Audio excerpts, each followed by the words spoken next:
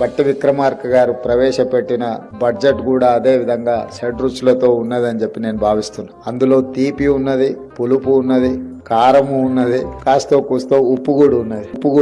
భగవంతునికి నమస్కరించి అన్ని సంవత్సరాలలాగే ఈ సంవత్సరం కూడా రాష్ట్ర ప్రజానీకానికి శుభం జరగాలని, మంచి వర్షాలతో పంటలు పండి మన రైతాంగం సుభిక్షంగా ఉండాలని, సర్వ ప్రజలు సకల సంతోషాలు కలిగి ఉండాలని చెప్పి ఆ భగవంతుని నేను మనసారా ప్రార్థిస్తా ఉన్నాను. ఈ రోజు మనం స్వీకరించేటువంటి పచ్చడి అందులో తినే పదార్థం కంటే కూడా సందేశాత్మకంగా ఎక్కువగా ఉంటుంది. అందులో ఉండే పులుపు, వగరు, తీపి అన్ని కలగలిపి అంటే జీవితం ఇట్లా ఉంటుంది, ఒకే మాదిరిగా ఉంటుంది అనుకోవడానికి లేదు. కాబట్టి ఈ రోజు మన తెలుగు సంవత్సరాది మొట్టమొదటి రోజునే పెద్దలు ఆ సందేశాన్ని మనకు అందిస్తా ఉన్నారు. కొంత మంచి, కొంత చెడు, కొంత కష్టం, కొంత సుఖం కలగలిసి ఉంటుంది జీవితంలో. అన్నిటినీ కూడా గంభీరంగా అనుభవిస్తూ, దైవాన్ని ప్రార్థిస్తూ, పెద్దల సలహాలు పాటిస్తూ, ఎప్పటికప్పుడు తగినటువంటి ప్రయత్నాలు చేసుకుంటూ ముందుకు సాగడమే మన జీవిత లక్ష్యం.